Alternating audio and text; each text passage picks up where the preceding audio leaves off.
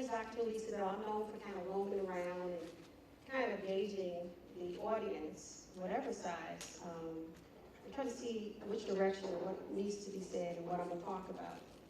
My name is Dr. Elisa Bell. I'm a native of Chicago. I was born and raised on the west side of Chicago back in the 60s. And as a child, growing up in a community that provided nurturance, emotional, physical, and spiritual development, brought me to the idea early in life to be a doctor to help younger children. I'm a child and adolescent psychiatrist for 26 years. I treat children from the ages of 3 to 18 with major mental disorders. So I've been working here in Chicagoland area, throughout other areas of Illinois, as well as Michigan and Indiana, inpatient, outpatient. And I worked at 3 juvenile prisons, St. Charles Prison in St. Charles, Illinois. About 740 boys there imprisoned for major crimes, mostly murder. The first prison in the United States to be built back in 1989. For several years, I worked there, maybe closer to 10 years. Also worked at IYC Valley View Prison for boys, about 340 boys, for just sexual crimes, ages 13 to 22. And then another prison, IYC Chicago Prison on the west side, on Western and Lake, about 150 young people, 13 to 22, 75 girls, 75 boys. And I taught doctors at the Juvenile Detention Center. And it's interesting now that I work in South Bend, Indiana, and I'm treating another JJC population detention center. Now the ages have changed. Now they're accepting boys and girls less than the age of 13. They're accepting them as young as 10. So currently I work in South Bend in a community setting. I'm known as a child and adolescent community psychiatrist, child psychiatrist. I have treated adults, but I prefer to treat children.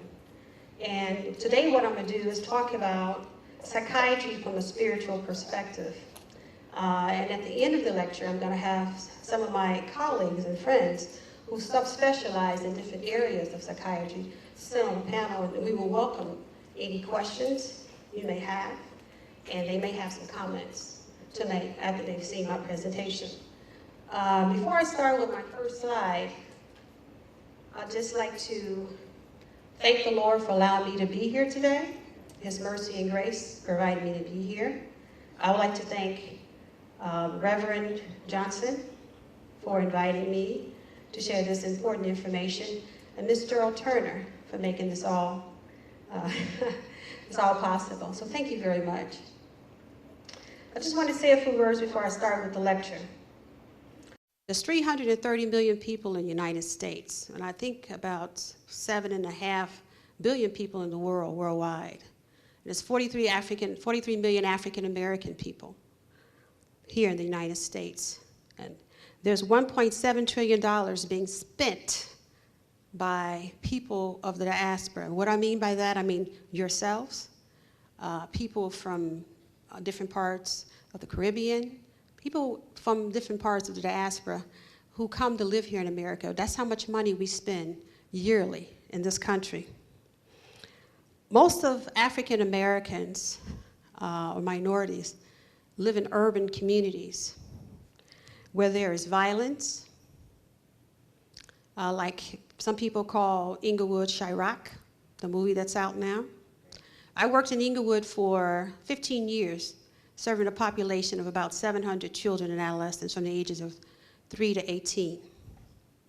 And that was a community center where they had several other, probably like 14 different community centers, mental health centers for the mentally ill that serve the mentally ill African American and Latino cultures that now have disappeared. They're no longer there.